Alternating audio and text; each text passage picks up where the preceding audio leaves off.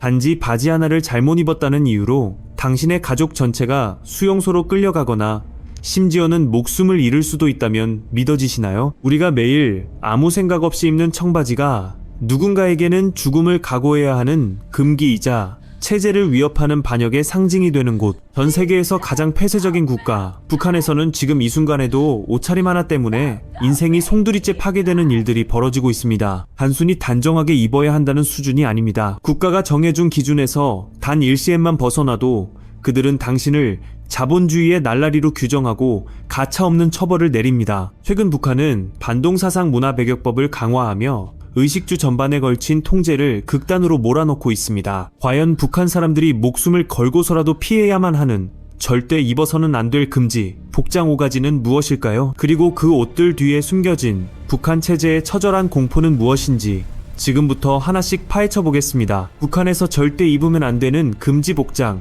그 5번째는 바로 코와 귀를 뚫는 장신구와 화려한 액세서리입니다. 우리에게 귀걸이나 피어싱은 자신을 표현하는 아주 흔한 수단이지만 북한에서는 이를 자본주의 부르주아 문화의 찌꺼기로 간주합니다. 특히 남성이 귀를 뚫는 것은 상상조차 할 수 없는 일이며 여성들 또한 아주 수수한 귀걸이 외에는 엄격히 제한됩니다. 만약 길거리에서 단속반인 규찰대에게 화려한 귀걸이나 목걸이를 걸린다면 어떻게 될까요? 그 자리에서 즉시 압수당하는 것은 물론이고 운이 나쁘면 사람들 앞에서 공개 비판을 받아야 합니다. 북한 당국은 이러한 장신구가 사람들의 정신을 썩게 만들고 오직 수령만을 향해야 할 충성심을 흐트러뜨린다고 선전합니다. 몸에 구멍을 뚫는 것은 조상과 조국에 대한 배신이다라는 황당한 논리를 내세우며 개인의 개성을 철저히 짓밟는 것이죠. 작은 귀걸이 하나가 체제를 전복시킬 수도 있다는 그들의 공포 정치는 역설적으로 북한 체제가 얼마나 취약한지를 여실히 보여줍니다.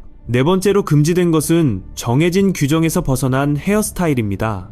사실 복장만큼이나 엄격하게 통제되는 것이 바로 머리 모양입니다. 북한의 이발소나 미용실에 가면 벽에 붙어있는 포트레이트를 볼 수 있습니다. 국가가 허용한 약 15가지 내외의 표준 머리 모양이죠. 남성은 옆머리와 뒷머리를 짧게 친 패기머리나 단정한 상고머리를 강요받고 여성은 지나치게 길지 않은 단발이나 묶음, 머리를 유지해야 합니다. 여기서 가장 엄격하게 금지되는 것은 바로 염색과 긴 머리입니다. 머리카락을 갈색이나 노란색으로 물들이는 순간 당신은 자본주의의 노란 바람에 물든 반동분자로 찍히게 됩니다. 실제로 북한 거리에서는 규찰대가 가위를 들고 다니며 머리가 긴 남성이나 화려한 머리를 한 여성들의 머리카락을 현장에서 강제로 잘라버리는 충격적인 광경이 종종 목격되곤 합니다.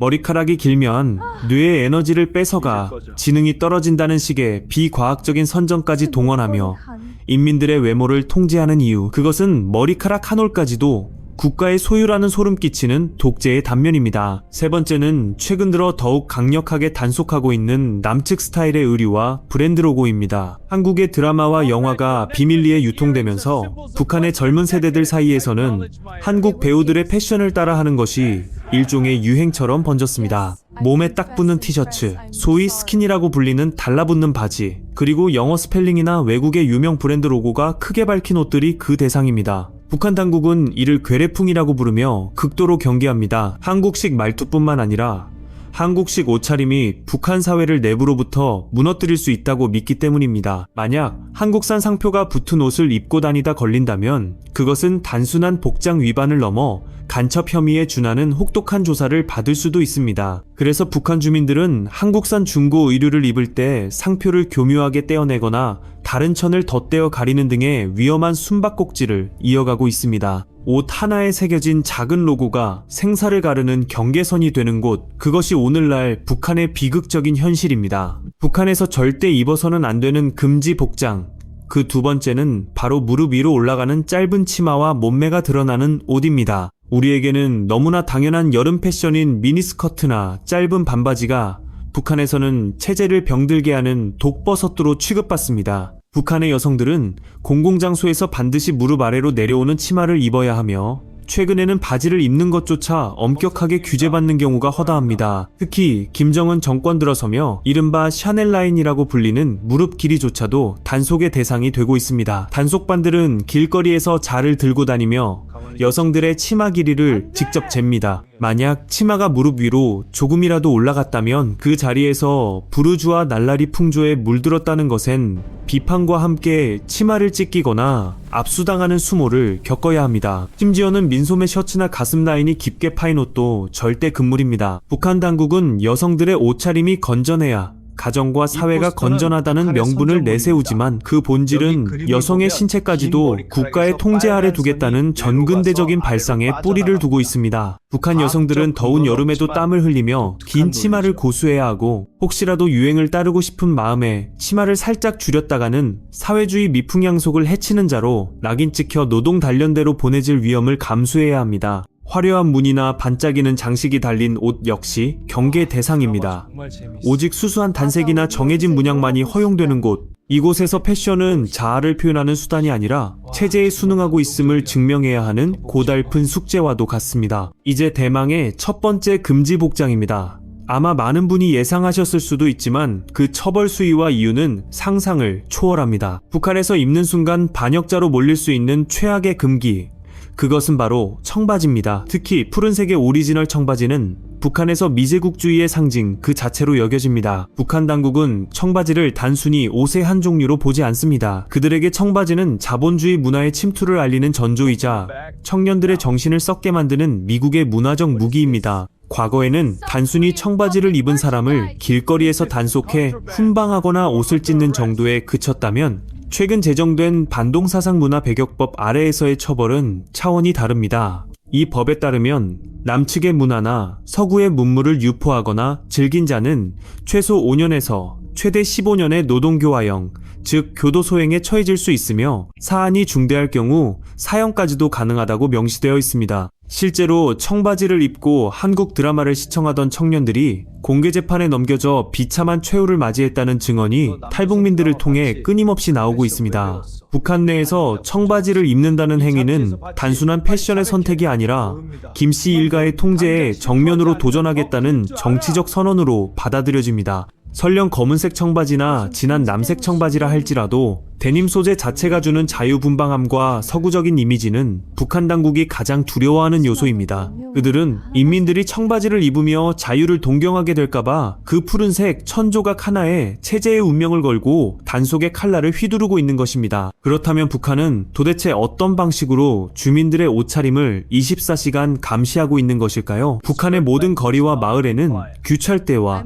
인민반이라는 촘촘한 감시망이 가동되고 있습니다. 특히 청년들로 구성된 사회주의 애국청년동맹 소속의 규찰대원들은 주요 길목이나 지하철역 입구에 서서 지나가는 사람들의 머리끝부터 발끝까지를 훑어봅니다. 그들의 눈은 매섭습니다. 여성의 구두굽이 너무 높지는 않은지, 바지의 폭이 너무 좁아 몸매가 드러나지는 않는지, 혹은 옷에 붙은 단추가 너무 화려하지는 않은지를 낱낱이 검사합니다. 만약 규정에 어긋나는 복장을 한 사람이 발견되면 규찰대는 즉시 그를 멈춰 세우고 신분증을 압수합니다. 그리고 그 자리에서 가위나 칼을 꺼내 옷을 훼손하거나 머리카락을 잘라버리는 등의 모욕적인 처벌을 가합니다. 하지만 진짜 공포는 그 다음부터 시작됩니다. 단속된 사람의 명단은 그가 속한 직장이나 학교로 통보됩니다. 북한 사회에서 가장 견디기 힘든 고문 중 하나인 생활 총화 시간에 불려나가야 하기 때문입니다. 수많은 동료와 이웃들이 지켜보는 가운데 자신이 얼마나 자본주의 사상에 물들었는지, 자신의 옷차림이 어떻게 사회주의 조국을 해쳤는지를 눈물을 흘리며 자백해야 합니다. 동료들의 거센 비난과 욕설을 견뎌내야 하는 이 정신적인 난도질은 육체적인 매질보다 더 큰 트라우마를 남깁니다. 한번 날라리로 찍히면 승진이나 대학 진학은 영영 멀어지고 가족들까지 교양 부족으로 함께 비판받게 됩니다. 더욱 소름 끼치는 것은 이웃들의 감시입니다. 인민반이라는 체제 아래서 이웃 사촌은 곧 감시자가 됩니다. 옆집 딸이 어제 어떤 옷을 입고 나갔는지, 새로 산 옷이 혹시 한국 드라마에서 본 스타일은 아닌지를 서로 감시하고 보고합니다. 이러한 상호 감시 시스템은 북한 주민들이 집 밖을 나서는 순간부터 극도의 긴장감을 느끼게 만듭니다. 옷장을 열어 오늘 입을 옷을 고르는 평범한 일상이 북한에서는 누군가에게 감시당하고 평가받는 생존의 선택이 되는 것입니다. 북한이 이토록 집요하게 옷차림을 단속하는 진짜 이유는 무엇일까요? 표면적으로는 사회주의 생활양식 확립을 내세우지만 그 이면에는 외부 정보 유입에 대한 극도의 공포가 자리 잡고 있습니다.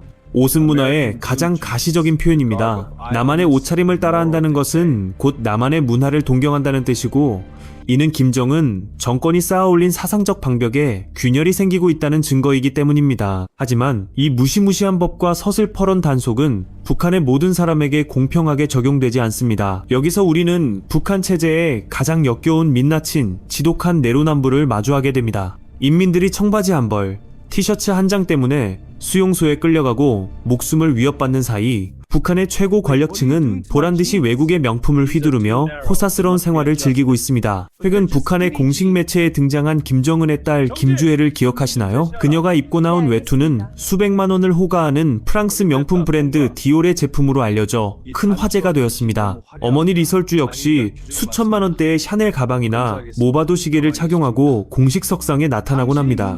인민들에게는 자본주의에 썩어빠진 문화를 배격하라고 윽박지르면서 정작 자신들은 그 자본주의의 최정점에 있는 사치품들로 온몸을 치장하고 있는 것입니다. 이러한 지독한 모순은 북한 주민들에게 깊은 박탈감과 분노를 안겨줍니다. 누구는 외제 명품을 입어도 공화국의 품격이 되고, 우리는 시장에서 산 중고바지만 입어도 반동이 되느냐는 소리 없는 아우성이 북한 내부에서 터져나오고 있습니다. 하지만 이런 불만조차 입 밖으로 내뱉는 순간 사라져야 하는 곳이 바로 북한입니다. 권력자들에게 패션은 부의 과시이자 특권의 상징이지만 평범한 주민들에게 패션은 목숨을 걸고 지켜야 할 마지막 자존심이거나 혹은 인생을 파멸로 몰아넣는 덫이 되고 있습니다. 그럼에도 불구하고 변화의 바람은 불어오고 있습니다. 이른바 장마당 세대라고 불리는 북한의 젊은이들은 과거 세대와는 다릅니다. 이들은 굶주림의 고통 속에서 국가의 배급 대신 스스로 시장에서 살아남는 법을 터득한 세대입니다. 이들에게 한국의 영화나 드라마는 단순한 오락을 넘어 자신들이 누리지 못하는 자유로운 삶에 대한 동경이자 교과서입니다. 단속이 심해질수록 이들의 저항은 더욱 교묘해지고 있습니다. 단속반이 뜨면 순식간에 옷을 갈아입거나 한국산 옷의 상표를 뜯어내고 그 자리에 북한식 가짜 상표를 붙입니다. 겉으로 보기에는 평범한 인민복 같지만 안감에는 화려한 무늬를 넣어 자신만의 개성을 표출하기도 합니다. 목숨을 건 이들의 소심하지만 처절한 저항은 어떤 물리적인 총칼로도 사람의 마음속에 피어나는 자유에 대한 갈망을 완전히 꺾을 수 없다는 것을 증명합니다. 우리는 매일 아침 거울 앞에 서서 오늘 어떤 옷을 입을지 고민합니다. 때로는 귀찮기도 한 이 사소한 고민이 북한 주민들에게는 얼마나 간절하고 부러운 자유인지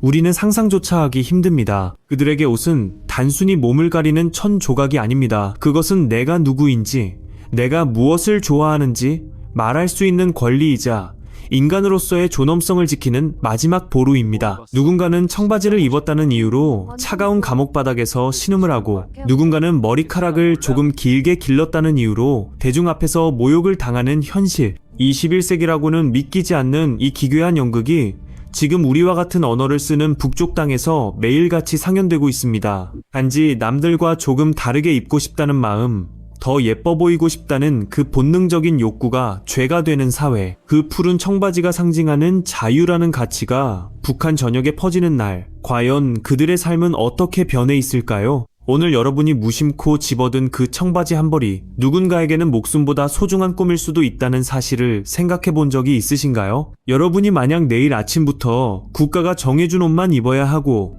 이를 어기면 사랑하는 가족과 헤어져야 하는 세상에 살게 된다면 당신은 과연 어떤 선택을 하시겠습니까?